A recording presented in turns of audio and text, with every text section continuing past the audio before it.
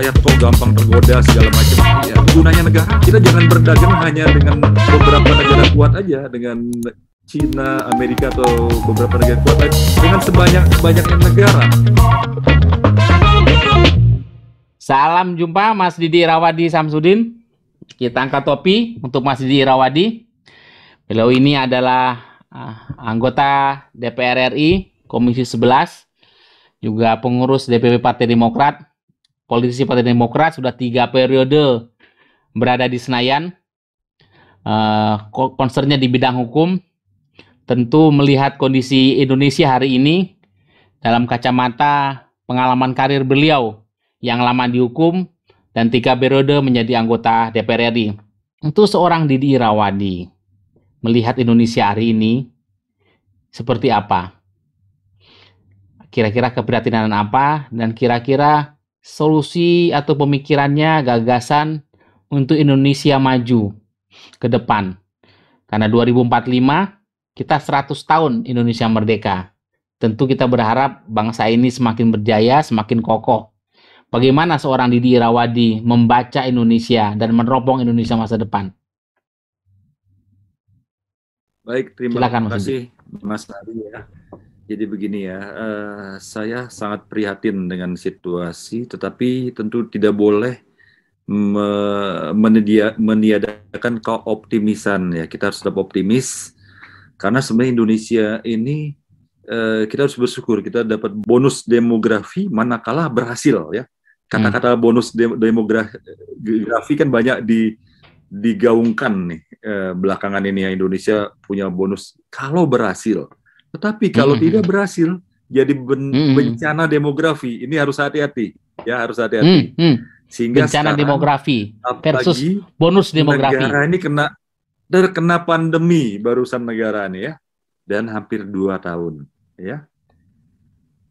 Memang cukup bersyukur Indonesia, kalau lihat dari data korban penyebaran COVID-19 ini tidak segawat negara lainnya. Kalau dari data yang ada, dan mudah-mudahan itunya, wah, ini kan sudah menurun tahun lalu ya, tetapi kan ada gelombang berikutnya nih, ancaman ya, yang ada namanya Omikron ini ya. Nah, semoga kita juga kuat menghadapi, walaupun katanya resiko kematian Omikron itu lebih kecil, tetapi penyebarannya sangat luas. Tetapi ada yang kita lupa sebenarnya. Berakhirnya, katakan kita harapan saya Omikron ini nggak jadi ancaman baru ya.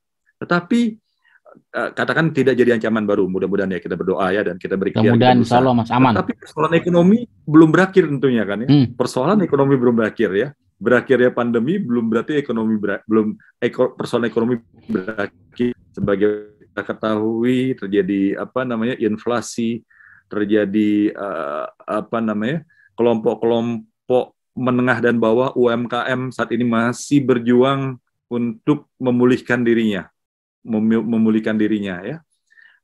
Belum lagi hancurnya banyak sektor ya. Kalau kita lihat hampir 2 tahun, industri-industri, pabrik-pabrik, banyak pengangguran yang terjadi ya. Dan sektor yang paling terpukul pariwisata. Nah, jadi di sini saya ingin mengkaitkan dengan situasi kontemporer belakangan ini Mas ya. Jadi saya tidak ingin terlalu luas. Jadi begini, tentu pemerintah ini harus memikirkan hal ini dengan sungguh-sungguh, dengan serius ya. Harus yakinkan rakyat bahwa pemulihan ekonomi ini didukung sepenuhnya oleh pemerintah. Benar-benar didukung, tetapi kita kan sempat sedih ya. Salah satu yang hancur pariwisata Indonesia ya, di Bali khususnya ya. Nah, salah satu hancurnya pariwisata, langsung ke kasus kemarin ada dugaan swab antigen ya, yang begitu mahalnya sejak awal ya. Dan orang harus berkunjung kemana-mana itu harus bayar lebih mahal di tahun lalu. Harus lebih mahal bayar swab antigen, swab PCR utama dan antigen. Bahkan di awal-awal, jika kita mau ke Bali, ke Jogja, naik pesawat, atau daerah pariwisata lain di Indonesia, itu lebih mahal dari tiket, bisa 2 juta lebih kalau swab PCR ya. PCR. Antigen juga mahal saat itu. Ya. Antigen mahal itu Mas. Nah ini 200 ribuan. Kemudian hari itu murah. Di kemudian itu hari itu murah. Nah ini kan kok bisa begini gitu loh. Kalau kita lihat rujukan negara India murah segala. Ya mudah-mudahan saya bukannya menuduh ada KKN permainan. Ada udang di balik batu. Ada penjelasan lebih jauh lah ya, mahalnya kenapa waktu itu. Tapi itu udah hancur pariwisata. Karena kalau di India tuh murah sekali. Jauh lebih murah berlipat-lipat dari Indonesia. Banyak negara juga itu. Walaupun kalau Amerika termasuk mahal ya, Amerika ya. Tetapi kan kita bisa cari rujukan yang lebih murah ya. Nah, hal-hal ini semoga tidak ada yang namanya mafia-mafia yang bermain di air keruh di saat negara ini sedang pandemi, negara ini sedang susah, ya. Iya. Karantina yang dijadi permainan, lalu bahkan ada kematian rumah sakit yang bermain demi dapat anggaran, kalau nggak salah tahun lalu 15 juta, orang sakit biasa dibilang COVID-19 gitu ya. Di-COVID-kan, permainan APD orang dan sebagainya. di-COVID-kan demi kan anggaran. Di saat negara, saya ingin pesan saya begini, di saat negara ini sedang susah, sedang sulit, 2 tahun terpuruk ya, ekonomi bidang kesehatan, jangan dong ada pengusaha nakal, pengusaha besar atau konglomerat hitam, konglomerat yang nakal bermain dengan yang nakal di saat rakyat sedang susah. Yang saya prihatin di tahun lalu ketika misalnya terjadi 2 korupsi yang sangat marak sekali ya, itu bansos dimainkan di saat pandemi, di saat rakyat lagi susah ya. Bayangkan seorang pejabat negara, menteri yang paling bertanggung jawab nolong rakyatnya di saat susah ya, malah korupsi bermain bansos ya. Ini tentu oknum lah ya, saya nggak menyebut partai mana, tapi ini oknum yang tidak benar. Ini kan gila gitu ya. Nggak makan di kampung-kampung, di sekitar Jabodetabek lah, contohnya di sekitar Jakarta, pabrik tutup, orang perlu bantuan sosial, bantuan itu dipermainkan. Lalu satu lagi korupsi yang nggak kalah itu, saya sebut beberapa contoh saja ya, 1-2 contoh ya, korupsi benih, lobster itu ya. Itu kan yang kerja di sana banyak orang-orang menengah ke bawah juga, orang kecil ya, bukan pengusaha besar juga yang kerja di lapangan. Nah, dimainkan begitu. Ini kan apakah tidak melukai rakyat di saat rakyat pasti sedang melukai. Sangat melukai. Contoh lain ya, saya cerita kasus aja ya, biar investasi bodong ini marak lagi di saat pandemi ya. Rakyat yang frustasi, bingung bagaimana memutar uangnya ya. Akhirnya uang yang ada yang hanya bertahan untuk berapa bulan, mungkin paling lama setahun, ini menengah ke bawah ya, karena kehilangan harapan, kehilangan kepastian akan hidup yang lebih baik, akhirnya terbuai oleh rayuan-rayuan, goda-godaan main investasi bodong. Banyak jutaan, Mas, jutaan nih korbannya. Nah, negara di mana ini? Ya, kalau korbannya sedikit, salah orang itu. Saya sedih belum sih ya. Ada pejabat negara yang harus menghandle ini dari Satgas Waspada Investasi, terkesan menyalahkan rakyat. Salah sendiri rakyat katanya. Kok teriming-imingi oleh uang, keuntungan berlipat ganda dan sebagainya. Saya marah saat itu. Saya bilang begini, justru ini OJK kemana tidak itu, Mas? optimal. Bahkan boleh dikatakan illegal. Terkesan pembiaran terhadap investasi ini. Padahal investasi bodong ini bisa dilacak semua kok. Bahkan bukan yang justru yang bermasalah, yang resmi-resmi saya bilang. Contohnya misalnya Pandawa, ada lagi apa ya? Itu kan resmi terdaftar, ya, terdaftar di OJK dan di secara resmi oleh negara ya. Satgas Waspada Investasi ini ada 14 lembaga termasuk kementerian ya. Di situ ada 14 kementerian ya yang harusnya bisa mengatasi ini. Harusnya sudah alert lah. Ada early warning untuk itu. Mengingatkan ke rakyat, diadakan sosialisasi yang lebih jauh, lebih dalam ke kelompok masyarakat supaya jangan tergoda oleh investasi ini gitu loh. Dan di sini juga jadi pertanyaan, kenapa rakyat itu tidak mencari ke lembaga terpercaya? Kan ada bank-bank pemerintah, ya, Bank Himbara, ada institusi pemerintah yang bisa menyalurkan kur. Ya, apakah karena eranya fintech, kredit inklusif finance, negara memberikan itu jadi alternatif ke sana? Atau ada tidak kepercayaan ada bank komersial apa bank yang mainstream, Malah keuangan percaya ke mainstream. investasi bodong yang jahat ini gitu ya. Kalau ya rakyat diyakinkan, diberikan kemudahan, padahal kan anggaran COVID ini besar ya, sebagian untuk menolong rakyat, menyalurkan kur, bantuan-bantuan sosial dan sebagainya untuk menengah ke bawah Bantuan-bantuan yang kan banyak mayoritas sekali tuh, di Mas. Indonesia. Dan ada lagi satu yang ada dua hal lagi yang bahaya juga di saat pandemi kemarin marak ya, pinjaman online ilegal ya. Ya, Kok ini pinjol bisa ya. Ada pinjol investasi bodong, ilegal? ada pinjol. Ya, Pinjaman ini kok online. nggak bisa diatasin sampai di 2 hari ini orang yang bunuh diri rayuan itu dengan kemudahan investasi di sana ketika macet dipermalukan, data-data di handphonenya disebarkan, yang frustasi, banyak yang bunuh diri itu banyak, lalu hidupnya hancur, nggak bisa bayar uang sekolah anak, uang kesehatan, mereka masyarakat menengah ke bawah. Negara di mana? Negara nggak hadir. Harusnya negara bisa mencegah dengan meyakinkan rakyat menengah ke bawah ini ada investasi berbahaya yang jangan sampai tergoda oleh ini gitu. Kan harusnya negara hadir mensosialisasikan, apalagi ada 14 lembaga di sana yang ditugaskan mengawasi dan mengadakan pembinaan masyarakat. Itu lagi Mas yang nggak kalah bermasalah, asuransi bermasalah. Contoh Asuransi bermasalah. Bumi Putra itu korban kejahatan. Dan ketiga persoalan ini investasi bodong pinjaman aja online, kerugian negara itu hampir 120 triliun. Pinjaman online itu kemungkinan belasan sampai puluhan triliun. Asuransi bermasalah. Saya rasa kalau diakumulasi pun mungkin lebih dari 50 triliun. Itu uang rakyat menengah ke bawah. Nah, di mana kehadiran negara di sini? Ya, kok sampai di mana kehadiran negara? Dan sebenarnya secara spesifik kan peran OJK di mana di sini, Mas?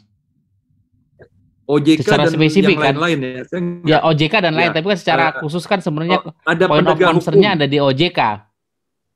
Ada penegak hukum, ada bank-bank pemerintah, ada berbagai kementerian di sana, Kemeninfo, ya, ada Kemendagri, ada Menteri Koperasi dan sebagainya. Ini misalnya investasi bodong, dia berkedok koperasi resmi, ada di situ. Nah, mana ini institusi ini ya?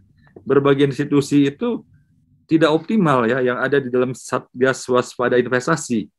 Karena begini ya, mereka itu kan dibayar dari pajak-pajak kita, termasuk pajak rakyat bawah tadi. Lalu bisa mencegah, jadi begini. Kenapa negara ya saya katakan mampu mengatasi investasi bodong, lalu pinjaman online ilegal, asuransi bermasalah.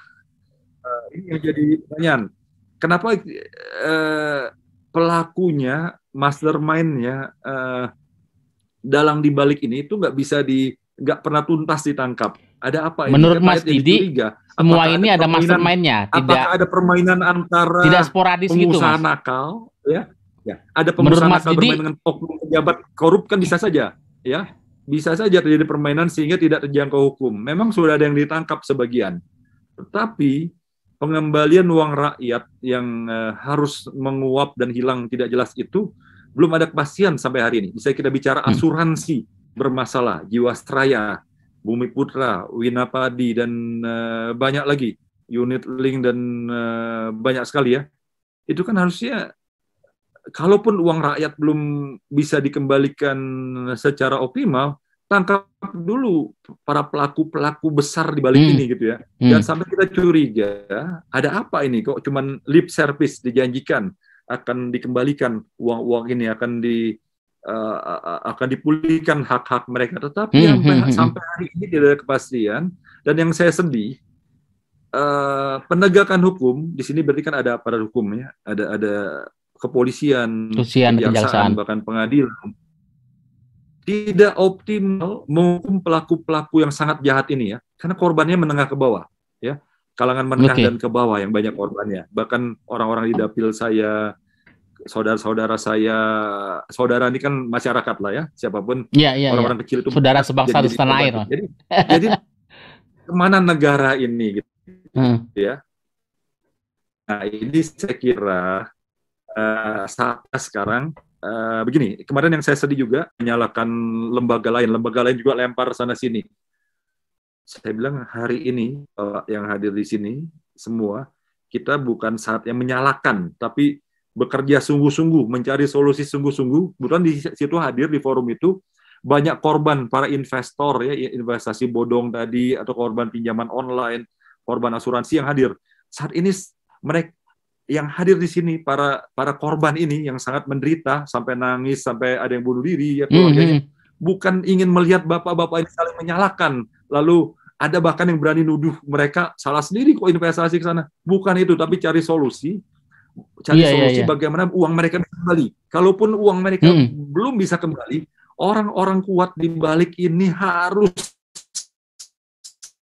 diproses ditindak terus kita dulu ya nggak boleh jangan sampai ada oknum-oknum penegak hukum oknum-oknum yang dekat dengan dunia keuangan ini jadi selamat dari sini rakyat jadi korban saya agak keras jadi ini maaf ya saya cerita kan hal-hal kekinian menarik, apa Mas. yang Dan hal-hal kekinian apa yang sedang saya lakukan tentu sebagai posisi saya sebagai wakil rakyat Komisi 11 saat ini ya karena saya kan di dunia lawyer nih sebagai wakil rakyat saat ini itu antara lain Mas.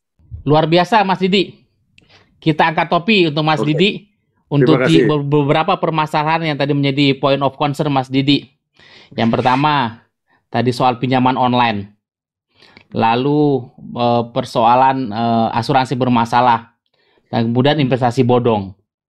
Yang kalau diakumulasi itu kan ratusan triliun Mas. Nilainya.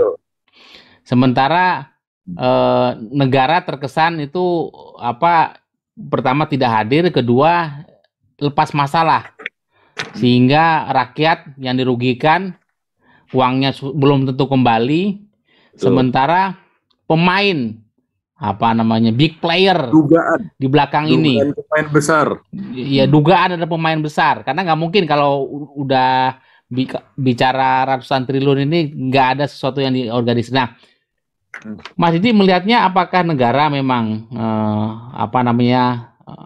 abai persoalan bagian regulasi keuangan ini sektor keuangan kita ataukah memang regulasinya dalam arti regulasi yang memang masih belum memadai peran OJK dan lintas lembaga yang memang masih lemah atau memang ada kecolongan ada memang pihak-pihak yang sengaja atau pemain besar tadi quote and quote yang memang tahu celahnya dan kemudian menggunakan siasat ini. Ataukah memang sistem kita yang lemah? Jadi lalu solusi Mas Didi gimana? Banyak variabel yang memungkinkan hal ini ya.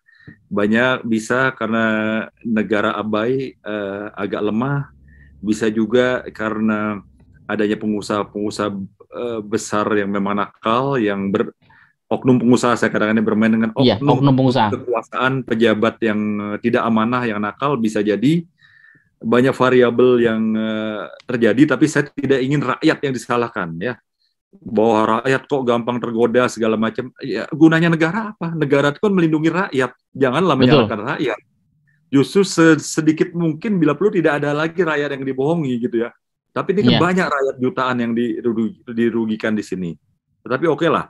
Sementara saya tetap positive thinking, pemerintah sedang berikhtiar, berusaha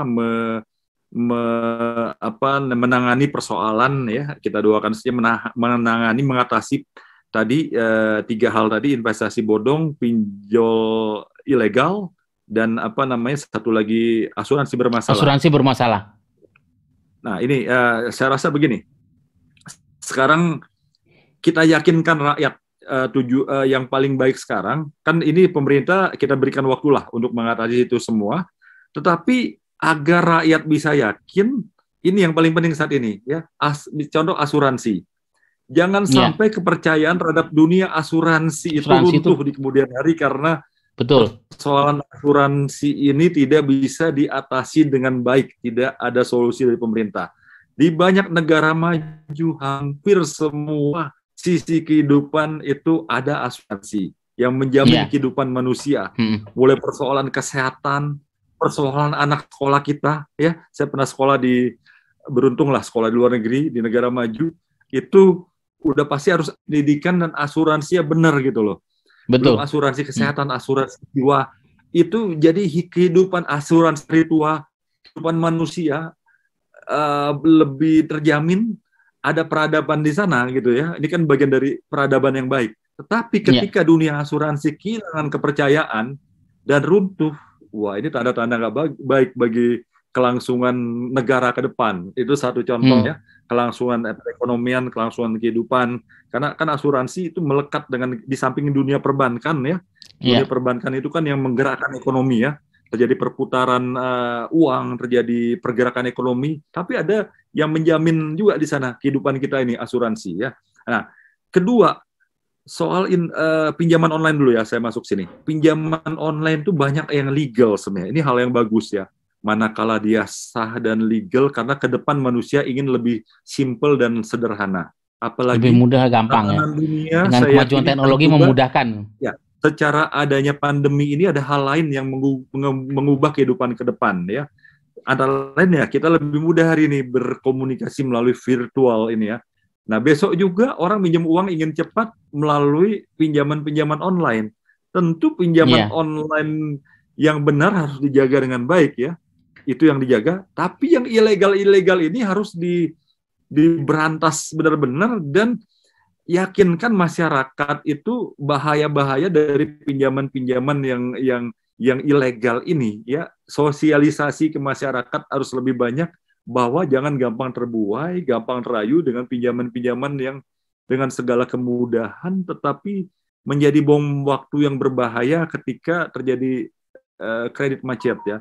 Di sini juga introspeksi juga bagi pemerintah, berarti masih belum optimal menyalurkan bantuan-bantuan di luar pinjaman online tadi yang bisa dilakukan secara legal dan lebih bermartabat dan amanah oleh negara gitu ya, melalui bank-bank pemerintah, bank swasta dan sebagainya. Nggak optimal, terutama menengah ke bawah. Dan ketiga lagi, investasi bodong.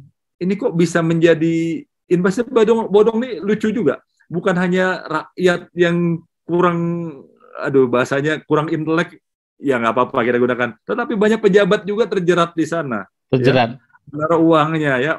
Saya kaget juga ada pejabat-pejabat yang tenar, yang terkenal, artis sering dimanfaatkan ya. Tapi terjebak untuk branding, untuk endorser. Saya bingung ya. Padahal kan logika kita harus bisa mengatasi itu. Tapi kan tidak semua orang punya. Kita nggak bisa menyamakan semua orang. Bisa alert, bisa waspada. Disinilah tugas pemerintah, saya kira ya. Tugas pemerintah ada di sini mengatasi, melakukan sosialisasi bahwa apalagi saat pandemi ini meningkatkan kewaspadaan, kehati-hatian terhadap orang-orang yang ingin membantu kita tadi ya, membantu yang awalnya dikira center class tetapi menjadi monster yang berbahaya yang mencabut kehidupan apa yang dimiliki orang itu ya, menjadi jatuh miskin, menjadi sangat sengsara, bunuh diri. Itu udah kasus yang kita sering dengar begitu ya. Jadi sangat miris dan sangat sedih sekali. Baik, Mas Didi.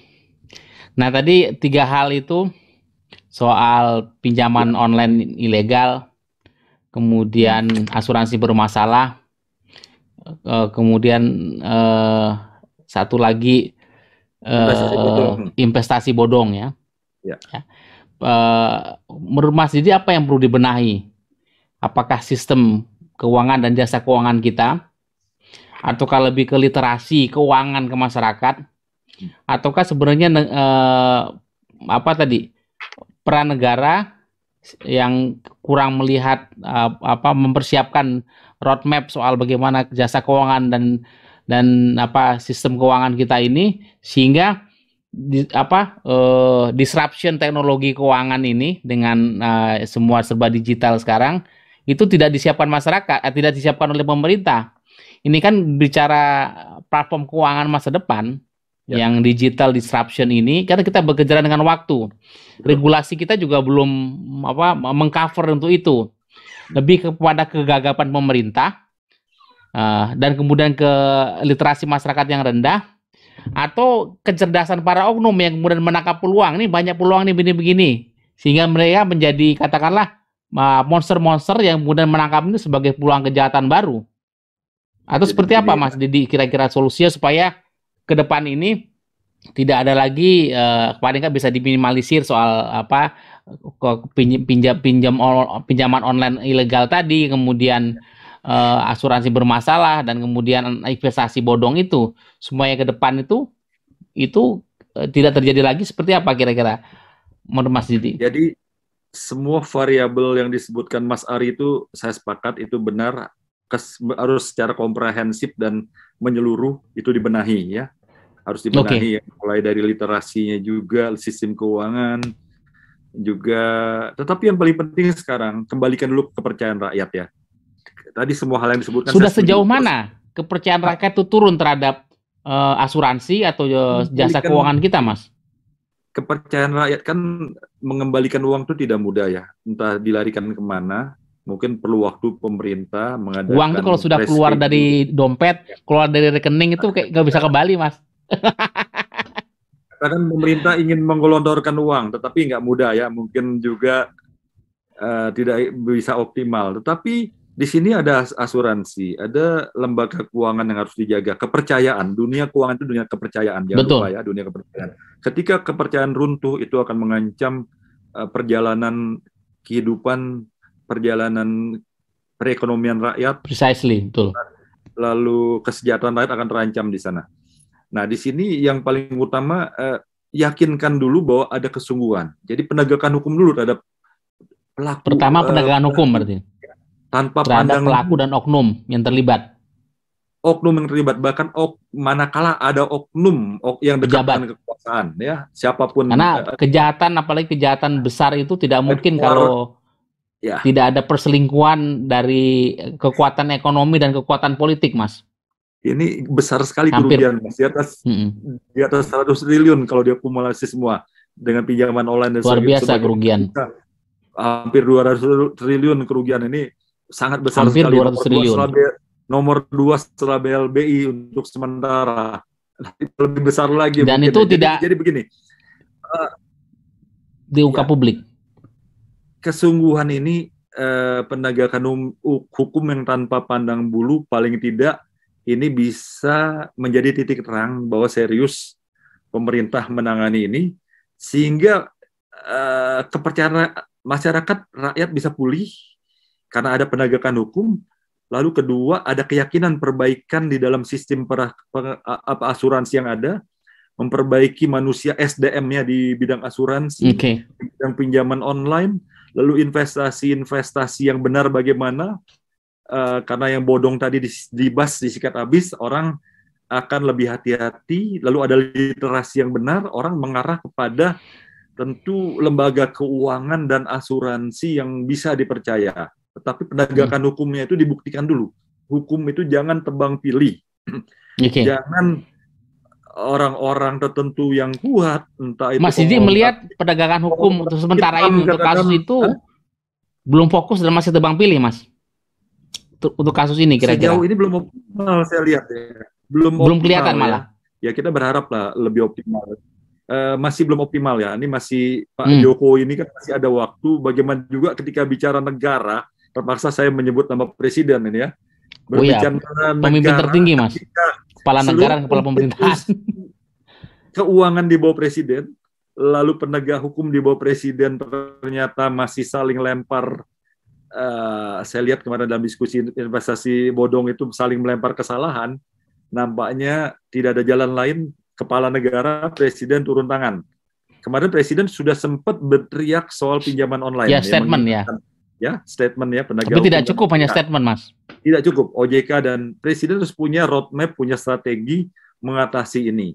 Dan presiden harus berani manakala ada oknum-oknum, kembali oknum ya. Ini kejahatan besar, bukan tidak mungkin perselingkuhan antara pengusaha besar hitam atau konglomerat hitam dan oknum pejabat hitam ya, oknum konglomerat hitam atau oknum pengusaha besar hitam dan oknum pejabat-pejabat korup yang berselingkuh ya, sangat sangat mungkin karena kita pelajari di beberapa negara pengalaman yang sama ternyata melibatkan pengusaha nakal dan hampir pasti polanya begitu, Mas. Nakal di dalam perselingkuhan, kekuatan ekonomi dan kekuatan politik.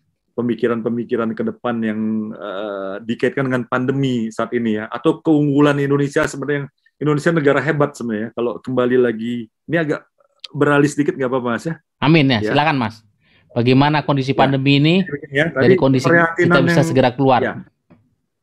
Keprihatinan isu tadi, saya kira sebenarnya cukup kita bahas. Tinggal kita menunggu kesungguhan pemerintah ya di dalam mengatasi pinjaman online ilegal, investasi bodong dan dan asuransi bermasalah. Asuransi bermasalah. Pemerintah berikhtiar memperbaiki itu semua dan sedapat mungkin uang rakyat bisa kembali. Tapi di balik semua ini tetap saya ingin membangun optimis Indonesia ke depan. Apalagi tadi saya harus optimis, Mas. Kita akan merayakan 2045 100 tahun Indonesia. Ada beberapa ide pemikiran saya ke depan ya. Tapi saya kaitkan dengan pandemi yang ada dulu nih ya. Segala masalah tentu ada peluang. Selama pandemi ini kan hubungan kita, perdagangan kita dengan luar negeri ini kan hampir 2 tahun terganggu ya. Ekspor baru belakangan ya bisa dipulihkan. Tetapi setahun 1,5 tahun lalu nih berat sekali. Nah saatnya sekarang menurut saya ya. Saya memang bukan ahli ekonomi tapi saya di Komisi 11 tentu punya insting juga.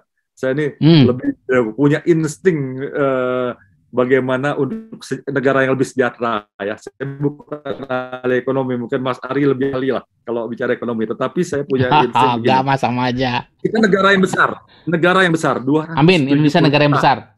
Penduduk itu tidak main-main ya. Urutan 270 juta. Urutan keempat kalau nggak salah di dunia ya. Sedangkan di dunia banyak negara yang jauh lebih kecil penduduknya. Kalau di Skandinavia itu rata-rata 5-10 juta saja penduduknya ya. Di Eropa di bawah kita bicara Jerman sepertiganya Indonesia, mungkin bicara Inggris itu paling 60-70 juta, bicara Spain, Spanyol hanya berapa 60 juta, atau negara-negara kecil ya Benelux itu ya penduduknya mungkin ya Indonesia is a big country. Belanda pun 20 juta, Australia, tetapi kok mereka ekonomi lebih baik ya. Kenapa kita tidak melihat peluang 270 juta penduduk? Ini kesempatan kita tingkatkan perdagangan antar daerah. Dibikin saling tergantungan antar daerah, saling menguntungkan. Amerika itu negara yang ekonominya dia kuat di luar dan di dalam negeri juga. Perdagangan antar daerah, setiap negara bagian punya keunggulan komparatif masing-masing. Ada misalnya di Amerika bagian mana, New York kekuatannya di mana, daerah di ujung barat, California dan sebagainya keunggulan di bidang pertambangan dan sebagainya, ada perkebunan dan sebagainya. Nah ini Indonesia juga punya keunggulan komparatif masing-masing. Nah ini jadi perdagangan 270 juta penduduk ini besar Mas ya. Besar sekali. Jangan dibandingin dengan Cina yang 1,4 miliar atau India ya, tapi ini udah besar ya. Sudah sangat besar, manakala perdagangan antar daerah ini ditingkatkan, kan keuntungan buat kita juga kan. Di dalam negeri terjadi transaksi, terjadi perputaran ekonomi yang baik, saatnya kita konsentrasi ke sini ya, di samping juga tentu dengan perdagangan luar negeri ya. Lalu juga untuk perdagangan luar negeri, ini saya ingin mengkritisi, dubes kita ini sudah lama di banyak negara, kecuali negara besar ya, mereka punya peranan dubes US, Jepang atau Jerman, Inggris. Tapi di banyak negara itu sepertinya tempat orang pensiun gitu loh. Padahal kan buangan jadi Mas ya. Sorry, saya mengkritisi. Inilah saatnya, apalagi nomenklatur Departemen Luar Negeri dan Perdagangan Internasional, jangan lupa ya. Jadi sekarang kita jangan berdagang hanya dengan beberapa negara kuat aja, dengan Cina, Amerika atau beberapa negara kuat lain, dengan sebanyak-banyaknya negara. Ya. Jadi perdagangan. Pak Jokowi kan udah pendekatannya diplomasinya ekonomi tuh Mas. Tetapi belum maksimal di banyak negara. Belum maksimal ya. Eropa karena Timur, tadi yang ditempatkan dubes itu bukan tokoh-tokoh orang potensial, tapi cenderung quote and quote pejabat yang mau dibuang Mas. Saya Saya nggak menuduh begitu, tetapi saya ingin ide ini Itu negara-negara kecil terutama, Mas. Bukan yang grade A tempatkanlah atau grade B. yang bisa, apalagi nomenklaturnya Departemen Luar Negeri dan Perdagangan Internasional. Tempatkanlah orang yang bisa memasarkan hasil karya anak Iya. bangsa kita, Jadi produk-produk anak bangsa kita. marketing, Ya, diplomasi sekecil apapun ekonomi. negara itu, bahkan di Mm-mm. negara Eropa Timur yang tidak sesejahtera Eropa Barat atau di negara-negara Afrika, Amerika Latin, jangan jadi tempat dubes itu jadi, mohon maaf, tidak ngapa-ngapain, kan sayang sekali anggaran Betul, negara betul. besar. Maksimalkan, Nah, karena masa kalau kita pensiun aja berdagang, Mas banyakan tuh. logikanya kalau kita berdagang dengan banyak negara, itu lebih Betul. menguntungkan daripada satu negara besar tiba-tiba ada persoalan Iya, politik segala, akan mengganggu sekali. Misalnya hanya dengan Cina, Amerika, atau beberapa negara lain, ketika ada masalah politik dan sebagainya akan terganggu kita. Tapi kalau dengan banyak negara kan kecil-kecil, kalau dikumpulin jadi besar semua. Ini kesempatan saya kira ya. iya. Lalu juga ide lain ya, saya sekalian ya. Silakan Syaratnya Mas. ketahanan, kita 270 juta penduduk. Ketahanan pangan ini harus menjadi Ketahanan pangan. prioritas ya. Jadi begini ya,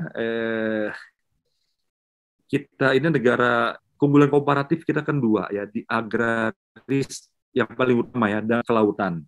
Ini masih kurang optimal saya kira ya. Orang lebih tertarik dengan dunia-dunia yang lebih bicara tambang lah, atau di profesi itu mungkin kalau orang, ini saya kaitkan dengan begini, anak-anak sekolah kita ini lebih bangga dia sekolah jadi lawyer mungkin ya, karena lawyer ini gemerlap banyak ya. Ada contoh lawyer yang lawyer tuh pakai jas wangi gemerlap, nggak salah, itu bagus ya. Lalu Tapi jadi ada lawyer yang ekonominya sekarang hebat. jadi host, Mas. Host acara diskusi. Ya, nggak salah juga. Tetapi saya ingin gini, orang Lapak pengen saya diambil sama lawyer, Mas. orang ingin jadi dokter, lebih senang jadi insinyur. Orang lupa, ada dua keunggulan komparatif negara yang luar biasa, bidang pertanian dan kelautan, agraris dan kelautan. Ya, pertanian kelautan. Agraris dan maritim. Mahasiswa kita ini banyak yang tidak tertarik ke sana, padahal ini harus didorong oleh negara. Lebih banyak, gini ya, tentu cita-cita itu pilihan masing-masing. Tetapi kalau Mas selidiki ya, udah lama fakultas pertanian itu bukan favorit ya. Betul. Lalu fakultas kelautan nggak favorit. Orang pengen jadi lawyer. Lulusan Mas. IPB itu malah jadi masuknya ke bank, Mas. Orang mau jadi lawyer karena gemerlap dan wangi. Atau jadi lawyer. jadi lawyer banyak cincin, Mas. itu ya, itu biar rame lah, biar rame. Iya, biar rame, nggak apa-apa, Mas. Harus ada yang bikin rame memang. Siap. Jadi begini. Nah, jadi saya begini. Saya kira di bidang pendidikan, di bidang kelautan dan pertanian ini harus dorong mahasiswa untuk berminat di sana. Betul. Yang Mas khawatirkan jadi lawyer yang baik, nggak terlalu ke sana lah itu. Iya. Itu contoh aja, Mas. Oh, contoh, siap. Ya. Nah, jadi di bidang kelautan dan pertanian ini ditingkatkan karena ini keunggulan komparatif yang negeri kita nih. Dunia pertanian ini kalau kita negara agraris, negara maritim, ketahanan pangan kita luar biasa. Dan di dalam laut kita ini ikannya luar biasa, belum ya kandungan di bawah lautnya ini. Jadi dua dunia ini yang saya lihat sedikit peminatnya ini, bagaimana negara mendorong biar berminat ke sana gitu loh. Ini penting saya kira ya. Dan satu lagi ide saya, kalau saya boleh, negara-negara banyak besar, ide nih Mas Didi untuk Indonesia masa depan nih. Pasti nanti didengarkan, Mas. Kalau dikasih waktu lagi lebih banyak cerita. Banyak lagi cerita saya dikasih waktu lebih panjang. Nanti kita bikin seri 2, Mas. Batasin juga lah ya. Ya. Nah, gini. Indonesia ini jadi pasar banyak negara maju teknologi mereka ya. Negara-negara yang lebih kecil, pengembangan teknologinya di sini, mereka mendapatkan manfaat dari patennya mereka, kita bayar royalti yang sangat besar. Nah, saatnya kita buat undang-undang atau kita mengadakan deal-deal alih teknologi ya. Alih teknologi ini penting saya kira ya. Mereka kalau dalam hukum kekayaan intelektual, hukum paten, mereka punya hak itu 20 tahun menikmati, itu udah luar biasa. Tetapi negara-negara gini, negara-negara maju itu banyak dapat keuntungan di era modern ini dari royalti mereka ya, di royalti teknologi. Kekayaan intelektual itu jadi pendapatan pasif income itu nanti Mas negara. Jadi kekuatan income yang luar biasa ya di teknologi mobil apa namanya, apalagi sekarang teknologi information teknologi telekomunikasi. Iya, paten-patennya itu kan nanti royalti terus Mas ya. Argonya jalan terus tuh. Di apapun ya, perkebunan. Nah, masuk terus. Nah, mereka itu dalam undang-undang paten itu punya hak 20 tahun. Tapi setelah 20 tahun kalau nggak ada teknologi ya kita akhirnya bergantung dengan teknologi mereka yang baru. Ini nggak menguntungkan kita. Kalau ada ahli teknologi kan anak bangsa bisa menciptakan teknologi ya yang apa namanya tanpa harus mencuri teknologi atau meniru ya, dia terjadi ahli teknologi sah secara legal secara hukum ya. Jadi ini perlu negara memaksakan karena menciptakan kreator teknologi dan inovator baru Mas ya. Mudah, ya. Ya, jadi negara-negara Jepang maupun China pun mereka punya kemampuan, mohon maaf kalau saya katakan mungkin mengambil teknologi negara lain, mencuri juga mungkin ya. Tapi itu kan nggak gampang ya. Yang paling soft itu kan dengan ahli teknologi. Ahli teknologi. Formulasikan di dalam undang-undang atau di dalam deal-deal kita dengan negara-negara yang sudah untung dengan teknologinya, dengan royalti dari hak kekayaan intelektual ya. Kayak negara Jerman, Jepang, Amerika, dan negara-negara maju, itu untungnya besar sekali. Karena di sektor ini manakala tidak diatur dengan baik, ini menjadi imperialisme modern yang lebih halus gitu ya. Kalau dulu kan pakai senjata dan kekuatan ya. Kalau sekarang kekuatan itu dengan orang dipaksa membayar royalti itu. Kita jadi begini-gini aja, jadi pasar, nggak pernah maju-maju. Sementara negara lain... argo royaltinya jalan terus, Mas. Argonya jalan terus begitu ya. Iya. Baik, luar biasa. Terima kasih banyak Mas. Idenya sama-sama. Banyak sekali. Ya, mulai dari keprihatinan soal sektor keuangan kita dan jasa keuangan, asuransi, pinjaman online ilegal, dan kemudian tadi masalah investasi. Tapi Mas Didi tetap punya optimisme bahwa negara diharapkan bisa hadir untuk bisa menyelesaikan dari mulai persoalan hukum dan bagaimana menata sistem keuangan dan industri jasa keuangan kita ke depan. Bagaimana negara bisa hadir. Tapi juga Mas Didi yang penting punya optimisme bahwa kita negara yang besar, dengan jumlah penduduk yang besar, dengan potensi yang luar biasa, bagaimana sektor pertanian, kemudian kelautan, dan juga dengan bagaimana kekayaan intelektual itu bisa menjadi bagian dari masa depan bangsa, menemukan kreator-kreator dan inovator untuk menghasilkan teknologi yang kemudian berguna untuk kemanusiaan, tapi juga bisa menghasilkan kekayaan intelektual yang bisa juga menjadi resource untuk bangsa ini. Dan kita percaya, kita yakin bangsa ini mampu karena punya resources yang luar biasa. Mas Didi, kita angkat topi untuk Mas Didi Irawadi, untuk semua gagasan dan pemikirannya, pasti menginspirasi banyak orang, terutama orang muda. Dan yang pasti Mas, kita semua punya obsesi yang sama, bahwa setiap anak bangsa itu bisa meletakkan satu bata pemikiran, satu batu bata gagasan dan kerja di tengah jutaan batu bata yang lain untuk mendirikan, untuk menegakkan, membesarkan rumah bersama kita, Indonesia, tanah air kita tercinta, tempat di mana seluruh jiwa bangsa berada. Terima kasih Mas Didi Irawadi Samsudin, anggota DPR RI, fraksi Partai Demokrat, atas waktu bersamaannya di Angkat Topi. Salam Indonesia.